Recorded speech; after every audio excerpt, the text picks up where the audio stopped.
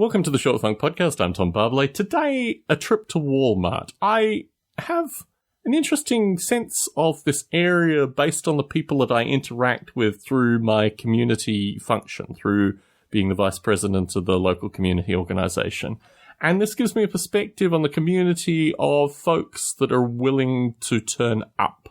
A very tiny percentage of the community, in the order of a couple of percentages, I think, in that order, maybe even less than a percent if my math was particularly good. No, really in that order. Basically about 1% of the community. And the rest of the community, my neighbours I interact with in interesting circumstances, never having detailed conversations, not really getting a sense of who they are as people, and really just narrating things actually quite curiously through these short funk recordings. Probably the sense of some of the listeners that if only I would actually meet and interact with the people around me, I might get a very different sense. So the Walmart is about 1.5 miles away, I think. It might be closer to 1 mile than 1.5 miles.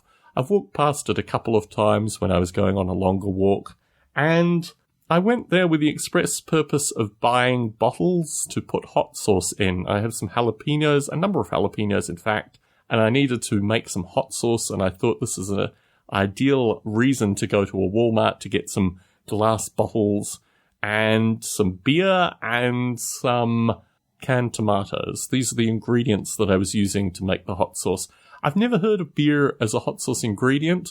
Turns out actually a light ale is a really good ingredient for a hot sauce. And I would stand by canned tomatoes, beer, and in my case, copious quantities of jalapenos as being a hot sauce base, particularly for folks that aren't interested in highly vinegary, highly salty hot sauces, but just want the raw spice element, which I certainly got through. Walking around the Walmart was extraordinary to me because I realized the immense poverty of this area. And I don't really appreciate that in general terms. I mean, I appreciate that when I walk around here because people don't do repairs on their houses. But house repairs are actually really expensive in this part of the world. So as I understand that you're dealing with thousands of dollars to even do basic painting and this kind of maintenance work on a house here, if you employ someone else, if you do it yourself, obviously it's going to be a bit cheaper. But still, I really appreciate the cost of everything here with the view that even on a standard income, even we, in our area with my income, we can't do, major renovations on the houses we'd like. We have to meter it based on the cost of doing things. But walking around the Walmart, I got a greater sense of the general humanity in this area, and it came to a head when I was in the process of checking out. I had my jars. Unfortunately, I didn't have any bottles, so I had to buy jars to put the hot sauce in. I had my beer, had my cans of tomatoes.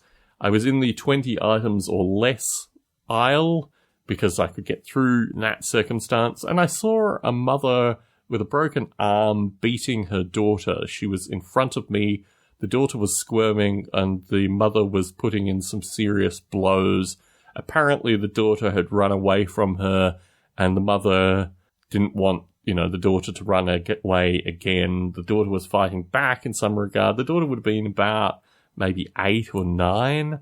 And I observed this with the view, what does one do in these circumstances? If it had been a man, if it had been a father beating a child, I might have been more inclined to step in, and I reflect rather heavily that maybe this is the wrong thing. Maybe one should step in all circumstances. And then I observed the food items that were in the grocery cart, and it reminded me actually of my childhood. I don't talk about this particularly through these short funk recordings, but when I was growing up, there was a period where my parents got divorced and my mother had no money, quite literally. We were on welfare and we had very little money. And even after the divorce had gone through, the divorce was in such a way that my mother got the family home, but we didn't have any money because all the money that would have been decreed in the divorce to go to children, what have you, went into the family home.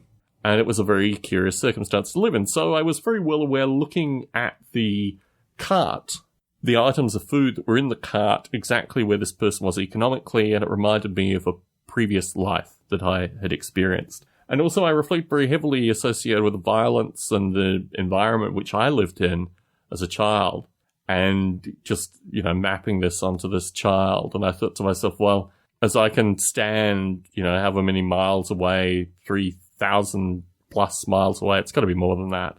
You get away eventually in these circumstances. You don't have to stay in the Walmart getting beaten after a certain period of time. But also as an adult, and having lived through this and having appreciated the economics of the situation, I also had an immense appreciation for having lived through that from the mother's perspective as well. That you kind of understand these things in economic terms. You understand that she had 3 meals in her cart made up of 2 forms of meat and bread, and she had wholemeal pasta and this kind of stuff. And the fact that her daughter was being a rebellious child. So in the circumstances of all this, I saw this humanity just in the shopping lane, checking out at a Walmart. Left a lot of food for thought. Tom Barbalet in San Jose, signing out.